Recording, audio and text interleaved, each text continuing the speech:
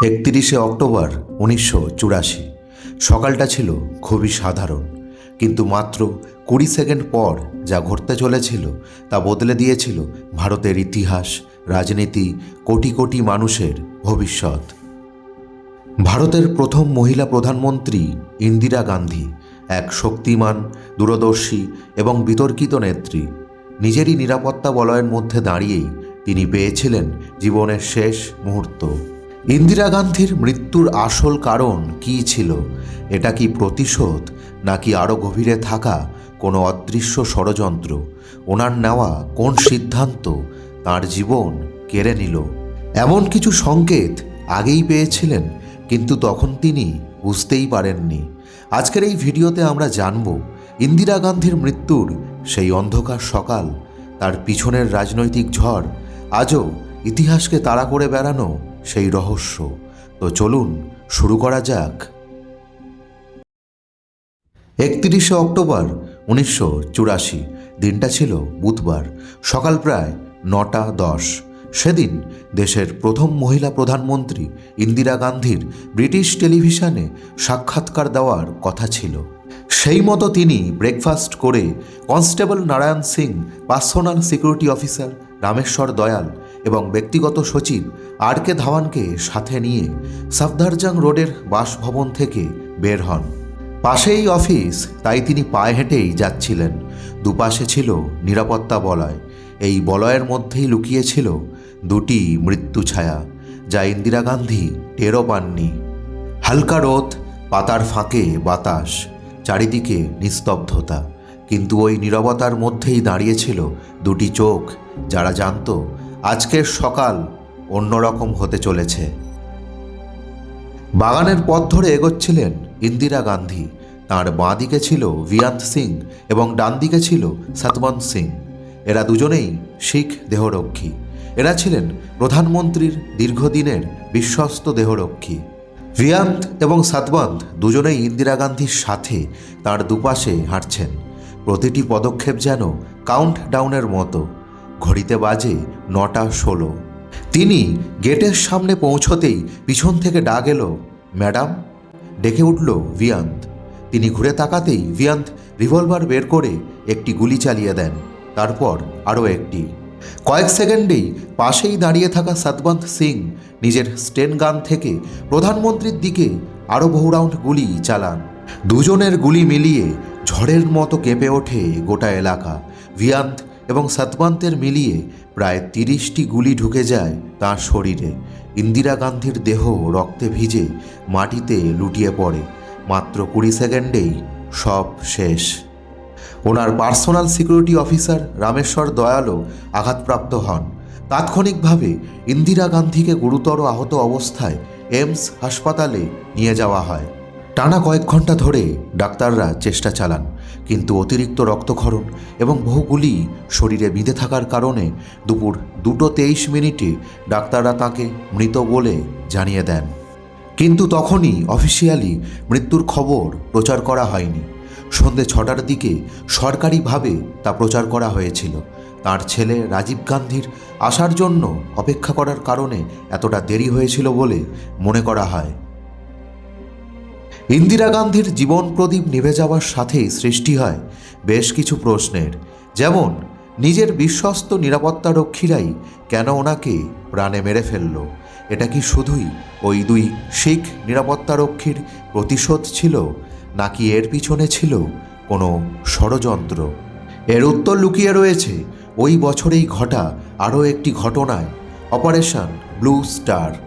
ভারত সরকারের প্রতি ক্ষোভ, তৎকালীন প্রধানমন্ত্রী ইন্দিরা গান্ধীর বিরুদ্ধে প্রতিশোধ নেওয়ার ইচ্ছে, এই সবটাই অমৃতসরের স্বর্ণ মন্দিরকে কেন্দ্র করে তৈরি হয়েছিল। ভারতের স্বাধীনতা পরবর্তী ইতিহাসে অপারেশন ব্লু স্টার একটি অত্যন্ত সংবেদনশীল, গুরুত্বপূর্ণ এবং বিতর্কিত অধ্যায়। 1984 সালের জুন মাসে পাঞ্জাবে ঘটা এই সামরিক অভিযান শুধু রাজনীতিকেই নয়, সামগ্রিকভাবে দেশের সামাজিক সাম্প্রদায়িক সম্পর্ক, ভবিষ্যতের নিরাপত্তা নীতিকেই গভীরভাবে প্রভাবিত করেছিল। অমৃতসর স্বর্ণ মন্দির, যা শিখ ধর্মের সবচেয়ে পবিত্র স্থান, এটি শিখ সম্প্রদায়ের আত্মা, ও বিশ্বাসের কেন্দ্র। সেই পবিত্র স্থানেই সামরিক অভিযান চালান ইন্দিরা গান্ধী। 1970 দশকের শেষ এবং 1980 দশকের শুরুতে পাঞ্জাব ধীরে ধীরে উত্তেজনার কেন্দ্র হয়ে ওঠে। বিভিন্ন রাজনৈতিক, সামাজিক এবং ধর্মীয় কারণে শিখ সম্প্রদায়ের একটি অংশ নিজেদের অধিকার নিয়ে প্রশ্ন তোলে এবং প্রতিবাদ সংগঠিত করে। তারা খালিস্তান নামক একটি আলাদা শিখ রাষ্ট্রের দাবি তোলে। পরিস্থিতি ধীরে ধীরে জটিল হতে থাকে। এই সময় জার্নাইল সিং ভিন্দ্রানওয়ালে নামক এক শিখ নেতা উঠে আসেন। তিনি অনেকের কাছেই সংস্কারক নেতা হিসেবে গ্রহণযোগ্য ছিলেন, কিন্তু তৎকালীন সরকার এই নেতার বিরুদ্ধে জঙ্গি শক্তির সাথে যুক্ত থাকার অভিযোগ তোলে। পাঞ্জাবের কিছু জায়গায় সহিংসতা বাড়তে থাকে। 1984 সালে শিখ নেতা ভিন্দ্রানওয়ালে এবং তার সশস্ত্র সঙ্গীরা অমৃতসরের স্বর্ণ মন্দিরে অবস্থান নিতে শুরু করে। ইন্দিরা গান্ধীর সরকার মনে করেছিল যে সেখানে অস্ত্র জমা করা হচ্ছে এবং তা জঙ্গি ঘাঁটিতে রূপান্তরিত হচ্ছে। তাই এই সংকট মেটাতে ভারতের প্রধানমন্ত্রী ইন্দিরা গান্ধী শিখদের পবিত্র তীর্থস্থান স্বর্ণ মন্দিরে সামরিক অভিযানের নির্দেশ দেন। এই অভিযান মূলত পরিচালনা করেছিল ভারতীয় সেনাবাহিনীর বিশেষ দল। ভারতীয় সেনাবাহিনী 1984 সালের 1 জুন থেকে 8 জুন পর্যন্ত সামরিক অভিযান চালায়, যার নাম রাখা হয় অপারেশন ব্লু স্টার। প্রথম ধাপে পুরো মন্দিরটিকে ঘিরে ফেলা হয়। সন্ধি করার চেষ্টা করা হলেও তা ব্যর্থ হয়। মন্দিরের ভিতরেই শিখ নেতা ভিন্দ্রানওয়ালে ও তার সশস্ত্র দলবল অবস্থান করছিল। ভারতীয় সেনাবাহিনী অস্ত্রধারীদের সরিয়ে দিতে আক্রমণ করে। শুরু হয় সেনা ও ভিন্দ্রানওয়ালের দলের মধ্যে সংঘর্ষ। সশস্ত্র জঙ্গিদের সাথে ঘটে গুলি বিনিময়, গোলাবর্ষণ। এই অভিযানে প্রায় 500-এর অধিক জঙ্গি নিহত হয়। সাথে নেতা ভিন্দ্রানওয়ালে মারা যান। অনেক নিরপরাধ তীর্থযাত্রীও এই অভিযানের ফলে আটকা পড়েছিলেন। এরই সাথে স্বর্ণ মন্দিরের ব্যাপক ক্ষয়ক্ষতি ঘটেছিল। শিখদের সবচেয়ে পবিত্র গুরুদ্বারে ভারতীয় সেনাবাহিনীর অভিযান শিখ সম্প্রদায়ের মনে গভীর আঘাতের সৃষ্টি করে। তাদের কাছে এটি ছিল অপমান, ক্ষোভ ও ব্যথার কারণ, যার ফলে শিখ সম্প্রদায়ের একাংশের মনে প্রতিশোধের আগুন জ্বলে ওঠে।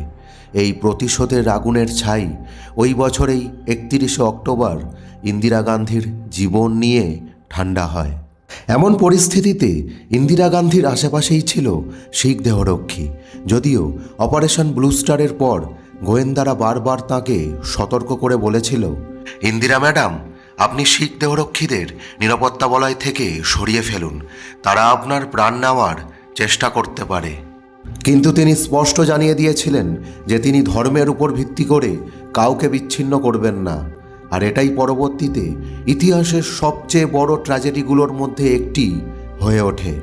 ভিয়ান সিং ইন্দিরা গান্ধীকে গুলি করার পরে চিৎকার করে বলেছিলেন, আমি আমার কর্তব্য পালন করেছি। সিআরপিএফ জওয়ান তৎক্ষণাৎ তাকে হত্যা করে আর সতবন্তকে গ্রেপ্তার করা হয়। পরে তার ফাঁসি হয়। এই ঘটনার পরেই দিল্লি উত্তপ্ত হয়ে উঠেছিল। শিখরা টার্গেট হয়। তাদের উপর ঘটে ভয়ঙ্কর নির্যাতন, হত্যাকাণ্ড।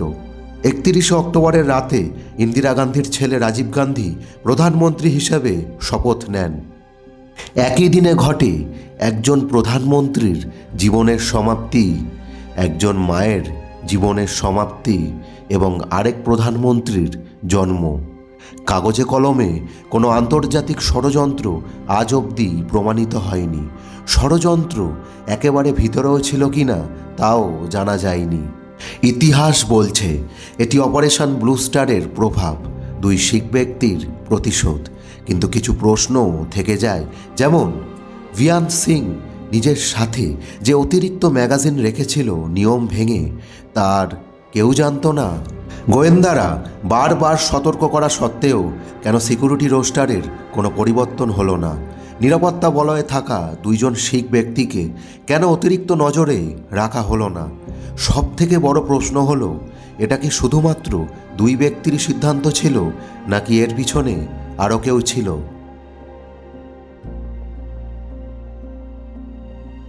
আপনাদের কি মনে হয়? কমেন্টে জানাবেন। ভিডিওটি ভালো লেগে থাকলে লাইক এবং শেয়ার করুন। সাবস্ক্রাইব করে চ্যানেলটির পাশে থাকুন। নিজের মা বাবার খেয়াল রাখুন।